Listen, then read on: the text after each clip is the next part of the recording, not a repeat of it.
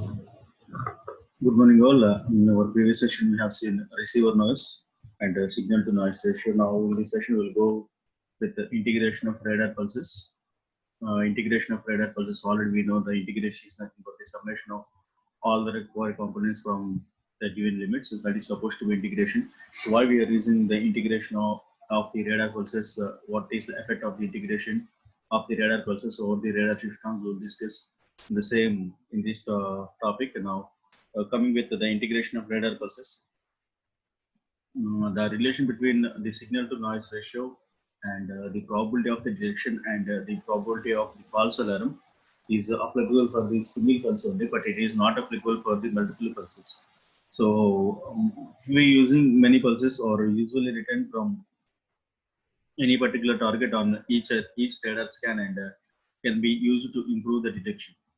The number of pulses returned from a point to the radar antennas scan through it is known as the bandwidth, and typical parameters for good ground-based research radar might be a pulse separation frequency of around 300 Hz, and these parameters results in around 15 hits from a point target on each scan.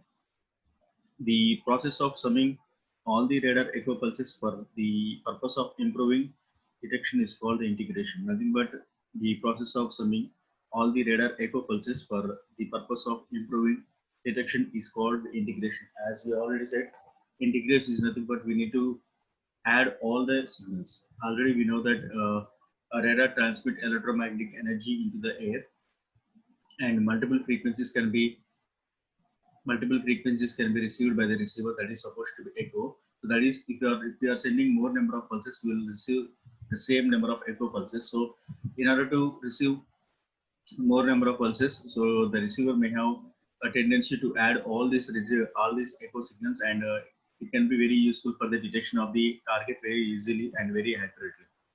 Many techniques might be employed for accomplishing integration. All the practical integration techniques employ some sort of storage devices. Perhaps the most common radar integration method is the cathode ray tube display combined with the integration properties of the eye and the brain of the radar operator. The integration may be accomplished in the radar either before the second detector or after the second detector.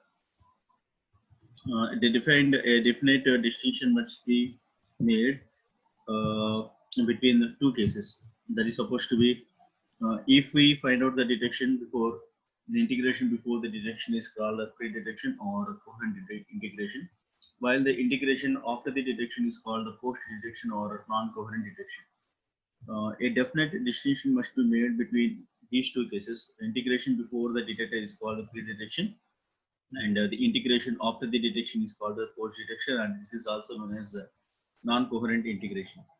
A pre-detection integration requires that the phase of the echo signal be preserved is if full benefits is to be obtained from the summing process. On the other hand, the phase information is destroyed by the second detector. Hence, post-detection integration is not concerned with preserving RF phase. Now, for this convenience, post-detection integration is not as efficient as pre-detection. That is, we are using, if you want to go for the pre-detection or if you want to go for the post-detection, uh, mostly we'll use a pre-detection. Why? Because if the post-detection means there is a possibility of change in the phase, so that is the reason we went for the pre-detection. If n pulses or all the sum of the signal to noise ratio were integrated by an ideal pre-detection integrator, the resultant or integrated signal to noise ratio will be exactly n times cut off the signal pulse. If the same n pulses were integrated by an ideal post detection device, the resultant signal to noise ratio would be less than n times of the signal pulses. This loss in integration efficiency is caused by the nonlinear action by the second detector, which converts the sum of the signal energy to noise energy in the rectification process. The comparison of pre-detection and post-detection integration may be summarized by stating that although post-detection integration is not efficient as pre-detection integration, it is easier to implement in most applications. Post-detection integration is therefore preferred even though the integrated signal-to-noise ratio may be as great, may not be as great. As mentioned earlier, and a properly designed cathode ray tube is close approximation to the theoretical post-detection integrator. Let us see, the picture shows the effect of the integration of the N pulses for the accurate detection. Now see, this is the signal to noise ratio of the received echo signal. So this is the echo signal of the pulse 1 we sent from the transmitter, and this is the echo signal from the pulse 2, and this is the echo signal from the third. And we have taken n number of pulses, so that is we need to add all this one. See, this is one. This signal to noise ratio is very less in when compared to PC. Look at the pulse 1 echo, and this is and the amplitude is increased when compared to the pulse 2, and this amplitude is increased to 2. That is 1 is added to, and 2 is added to 3, and 3 is added to 4, and also 4 is added to 5, and the same process will be completed up to the n pulses. That is more number of pulses will added, so that is the amplitude of the signal to noise ratio is increased. So see this one, this is the signal to noise ratio increase. So this is the signal which is the integrated signal from the receiver. So it is very easy for us to detect the signal, to detect the target from the echoes. The efficient of co-detection integration relative to ideal pre-detection integration has been computed when all the pulses are equally amplitude.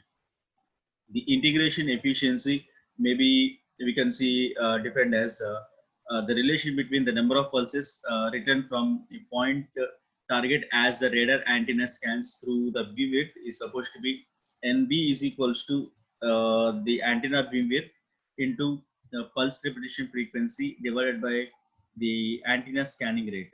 Now that can be written as the antenna beam width into pulse repetition frequency divided by omega m. Omega m is nothing but antenna scan rate. The typical parameters for the ground basis search for the radar might be the pulse repetition frequency of around 300 Hz and 1.5 degree beam width, and antenna scan rate will be 5 RPM.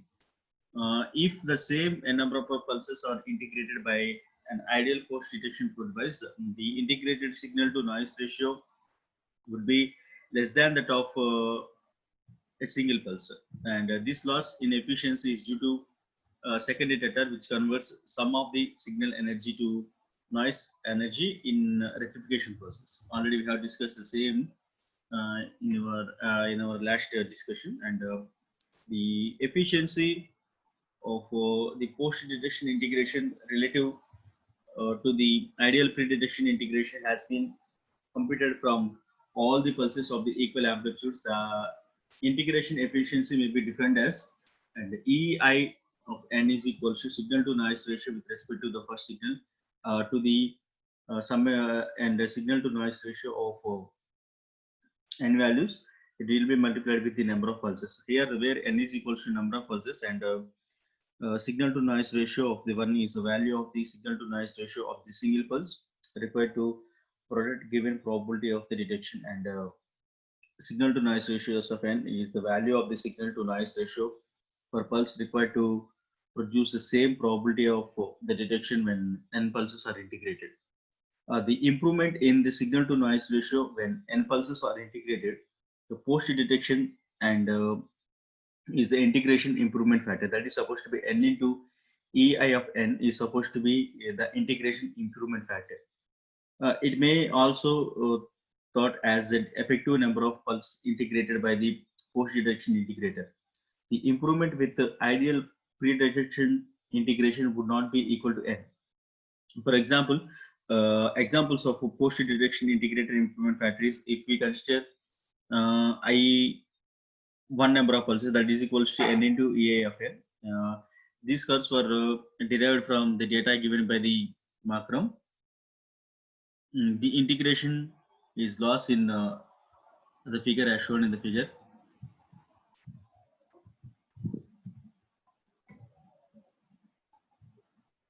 These curves were derived from the data given by the output, and the integration losses is shown in the figure, where integration losses in decibels are defined in Li of n, that value is equals to 10 log E 10 log 1 divided by En, and the integration improvement factor is not sensible function for of either the probability of the detection or the probability of the false alarm. The parameters of n of n and n of f for the curves shown in the figure is the false alarm number as introduced by the Markram, and it is equal to the reciprocal of the false alarm probability defined previously by the equations. On average, there will be one false detection out of NIF possible detection within the false alarm. Thus, the average number of possible detection between false alarm is defined to be N of F. If tau is the pulse width, TP is the pulse repetition frequency, and then FB will is equals to 1 divided by TP is the pulse repetition frequency, and the number of decisions that is supposed to be N of F is in time. It will be equal to the number of range intervals per pulse times the number of the pulse periods and per second FP times the false alarm. Therefore, the number of possible detection is N of F is equals to T into Fp of n is equals to Ta divided by tau. So since tau is very less than when compared to the bandwidth, where V is the bandwidth, the false alarm might be N of F is equals to T of Fp is equals to 1 divided by Pta. Now P Fta is equals to 1 divided by 2b is the probability of the false alarm, assuming that independent decisions as to the presence of or absence of the target are made b times a second. As the radar scans by a target in receiver n pulses, if their n pulses are integrated before a target decision is made, then there are b by n possible detections per second. The false alarm probability is thus n times as great. This is not mean that there will be more false alarm, since it is the rate of detection of the decisions that is reduced rather than the average time between alarms. This is another reason the average false alarm TFA is more significant parameter than the false alarm probability. So in this P false alarm probability will be taken as a reciprocal of the time taken for the false alarm into P, unless stated otherwise. Some say that this defines the false alarm is the number of N of F that takes account the number of pulses integrated, such as N of F is equal to N F divided by N. So therefore, we need to take some precautions should be excited when using different others. Signal to noise ratio as a function of the probability of the detection.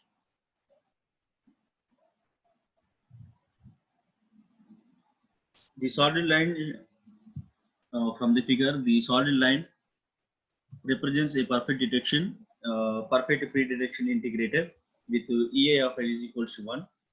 It is hardly ever achieved in practice. Whenever that is very difficult to get, when only one pulse, few pulses are integrated, that is post detection shows that the integration improvement factor is not much different from a perfect pre-detection integrator. When a large number of pulses are integrated, that is small signal to noise ratio per pulses, the difference between the post-detection and the pre-detection integration is more enormous. The dashed straight line applies to an average improvement factor proportional to n power 1 by 2. More recent experiments, however, shows that the operator integration performance when viewing a properly designed PPA or D-scope display is better represented by the theoretical post-detection integrator as shown in the figure rather than by the LR. The radar equation of the n pulses can be given as after the integrated radar pulses given as R maximum is equals to PT into G into effective aperture into radar cross section divided by 4 pi whole square into K, that is nothing but Boltzmann constant, and T is the temperature, and Bm is the bandwidth of the radar. And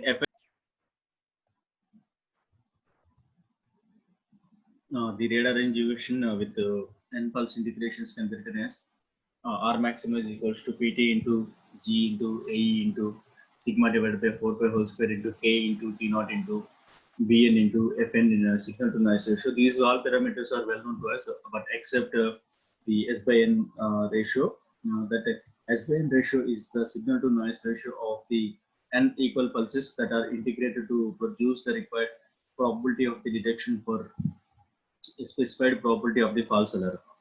To use this form of the radar equation, it is necessary to have a set of curves like you see in the last figure. So by substituting all those equations, then the final value will be R maximum is equals to Pt into Ge into Ae into sigma into Ei of n divided by 4 pi whole square into K into T naught into Bn of Fn into signal to noise ratio with respect to 1. The value of the S by N is found from the figure. The post-detection integration loss described in the figure assumes a perfect integrator. Many practical integrators, however, have a loss of memory with the time, that is amplitude of signal stored in such an integrated decay, so that the stored pulses are not summed with equal weights as assumed above.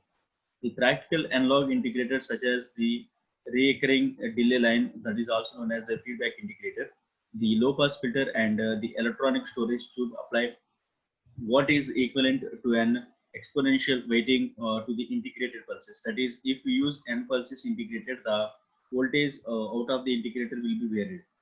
In order to find a signal to noise ratio for the given probability of the detection and probability of the false alarm, an analysis is similar to that we have discussed in the figure should be repeated for each and every value of the n.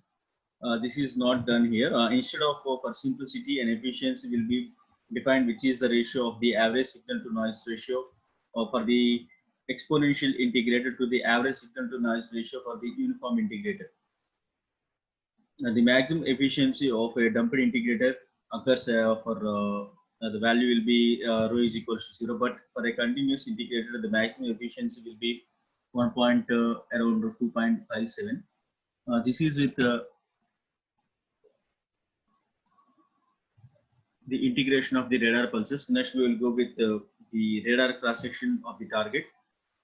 The radar cross section of the target is area intercepting the amount of the power which, when scattered equally in all directions, produces an echo at the radar equal to that of from the target.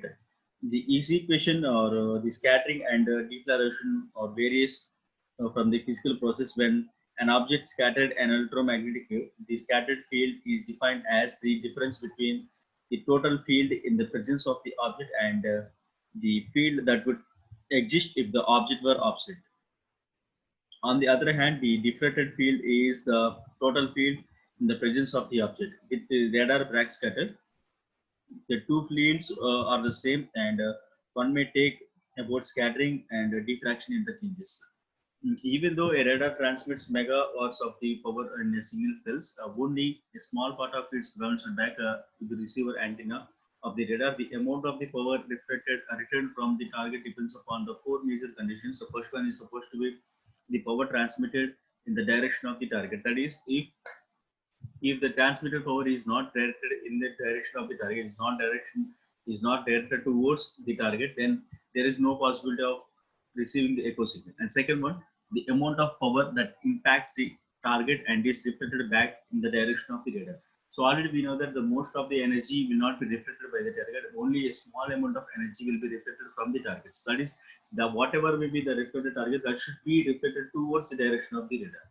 And third one is supposed to be the amount of the reflected power that is interrupted by the radar antenna. So whatever may be the reflected power will not be taken 100%, will not be reflected, 100% will not be considered by the radar antenna. So some part may be interrupted. So the amount of the interrupted is less. So more number of efficiency in the output will be taken.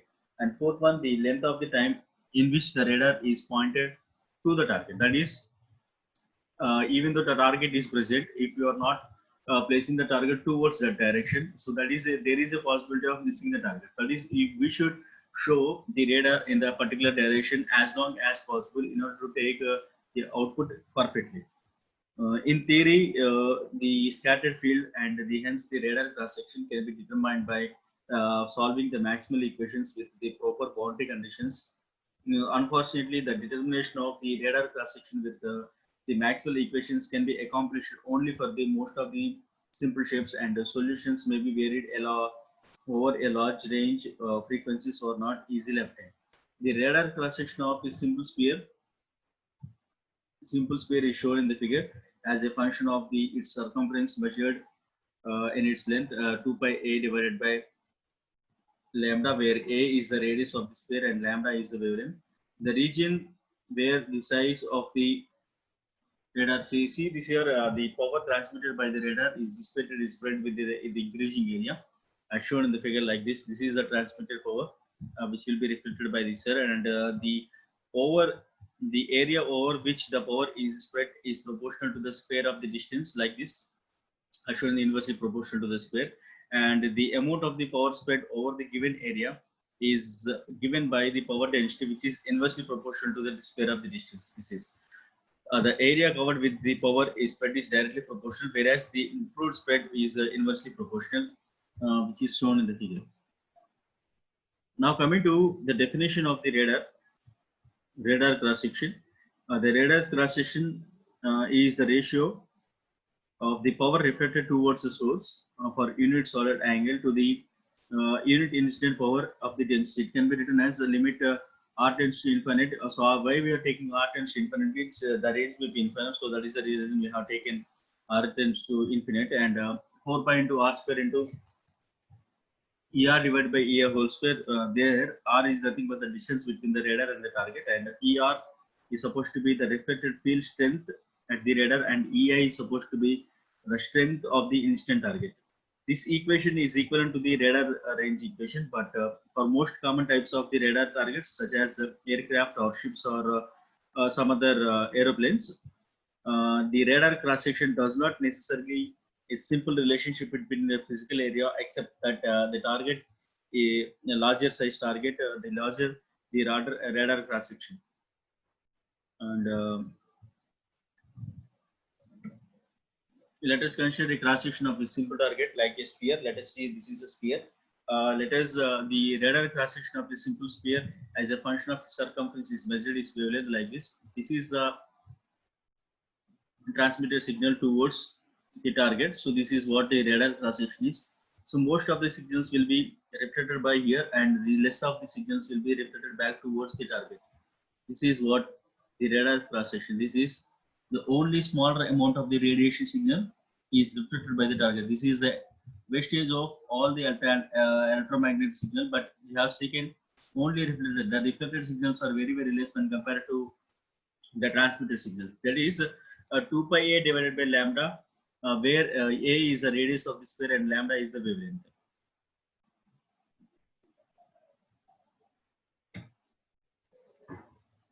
See from here, this is the graph drawn between the circumference of the 2 pi a divided by lambda with respect to the sphere. The region where the size of the sphere is small when compared to the wavelength 2 pi a divided by lambda is called the Rayleigh region. So after the Rayleigh, this is named as Rayleigh, and who is early in the 1970s the first studied the scattering by the Prattle. That is supposed to be the name of the Rayleigh. It is named after him, and his work proceeded to the original electromagnetic echo experiments and by the H about 15 years. The Rayleigh scattering region shows the radar engineers because the radar cross section of the raindrops and the other methodological practical fall within this region as usual radar frequency. So let's see, we have three regions here. The first one is supposed to be Rayleigh region, and second one is supposed to be resonance region, and this is also known as the my region, and third one is supposed to be optical region. Depending upon the wavelengths we have measured, we have divided these three categories. If the sphere length, that is the wavelength 2 pi a divided by lambda is very, very less than 1, then it will be a Rayleigh region. If the Rayleigh region scattering region is of the interest, that is supposed to be radar regions, because the cross section of the raindrops and the other meteorological practical fall within this region at the usual frequencies as we discussed earlier. And since the radar cross section of the objects are where varies as lambda divided by -4, the range and the clouds are essential to visible to the radar, which operates at a relatively long wavelength. The usual radar targets or which operates at relatively or much larger than the raindrops and the cloud particles, and the lowering the radar frequency to the point where the rain clouds echoes are negligibly small will not seriously reduce the radar cross section of the large desired targets. On the other hand, if we desired the to actual observe the rather than to eliminate the raindrop echoes in a meteorological or weather observing radar, the higher raindrops would be preferred. At the other extreme for the lower layer is the optical region when there the dimensions of the sphere are large when compared to the 2 pi a divided by lambda 2 pi a divided by lambda are far less than far greater than 1, then it will be considered as a optical region. The radar cross section approaches to the optical sources by 2 pi. The region between the optical and the Rayleigh is known as the Pi region. The radar cross section is oscillated with the frequency within the region. The maximum value is around 5.6 dB greater than the optical value.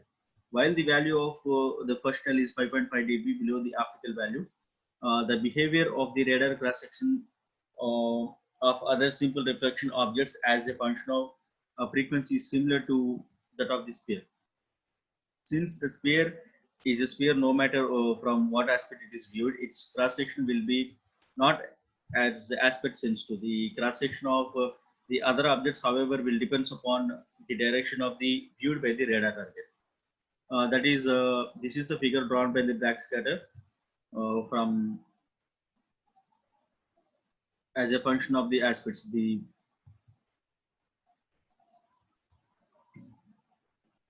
This is a cross section of the raindrops and other meteorological particles come under the Rayleigh region. So if the signal is strong, if there are raindrops are there, so there will be a loss of the signal, and that is supposed to be, we'll see a weak signal. A strong signal when compared to the raindrops, the signal will be scattered. So it will be scattered means the signal will be losses to a particular direction. So whatever may be the received signal will have with a weak signal. The cross section of the objects will be varied with as lambda by 4, as the rain or clouds are essentially invisible to radars which operate at relatively long wavelengths. The cross section of the other objects will depends upon the direction of the radar. See, this is a strong signal which is lifted from the target, but so due to the raindrops or due to the some clouds, so what happens is the strong signal will be scattered in particular directions. So only some part of the signal will be received to the receiver. So that is supposed to be the signal will be lost here. That is the radar's cross section plays a crucial role while you are taking the target. Around the backscattering is considered as we discussed in previous class. So this is the graph drawn between the radar cross section and the diameter. If you come to an interesting radar scattering object is cone sphere, whose base is capped with a sphere such that is a plot between the nose of the radar and the radar cross section is a function of the aspect, and the cross section of the cone shaped from the vicinity of nose of a direction is quite low. Scattering from any objects occurs from discontinuities. The discontinuities and hence the back. As we discussed earlier, the shape of the target where the radar cross section will be varied. So this is a comparison between different types of shapes. First of all, we have considered a cone, and second one double backed cone, and third one is supposed to be cone sphere, and fourth one double, and fifth one is supposed to be circle. So the target which are maybe should be any one of these. So this is the classification made depending upon the shape of the target. So first there should be some specifications when it is called as a cone, and there will be some requirement. The first one is supposed to be tip of the cone must be sharp and it should not be rounded, and the surface must be smooth, and the joint between the cone and the sphere must be have no holes. This is the graph taken between the diameter of the wavelength along with the radar's cross section area. So that is as the bandwidth, as the diameter increases further, what happens? The radar cross section value increases too. So from the graph, it is already know that the whatever may be this line, is supposed to be the ideal thing, that is about the pi into whole square. What happens, the cone, it has a maximum value. So while you are coming to the different shapes, the radar cross section value decreases with the radar cross section decreases as the diameter of the wavelength increases. So that is the more less diameter wavelength, that is the more number of the radar cross section will takes place. A comparison of nose on cross section of several cone shaped objects as shown in the figure here is the shaping of the target reduces the cross section of the radar. Materials such as a carbon fiber or composites are usually aerospace applications to reduce the radar cross section of the targets as compared with the produced by the highly reflecting materialistic things. So that is the most of the, that is if the shape of the target is a cone, that is a more, there is a less possibility of having the radar cross section. So that is the main reason why some of the targets will not be detected by the radar, because that technology is known as a stealth technology. So there the shape of the target is almost a cone shape, so it will be very difficult for us to locate to detect those targets. So since the radar cross section plays a major role, as the shape of the target varies, the radar cross section varies. Along with that, it is very difficult to measure the detection from the radar with respect to the target, as well as it is very difficult to measure the target. So that is radar cross section plays an important role while we are measuring the radar cross section equation, or the matter, or we are calculating the range between the target and the radar. This is how, this is the end of the session, and so in our next session we'll go with the transmitter power. So with that we'll complete unit number 1, and after that we'll go with unit number 3. In our next classes we'll see what are the difficulties and what are the main parameters, or what are the main points in the unit number 1, and let us summarize unit number 1 in our next classes. Thank you.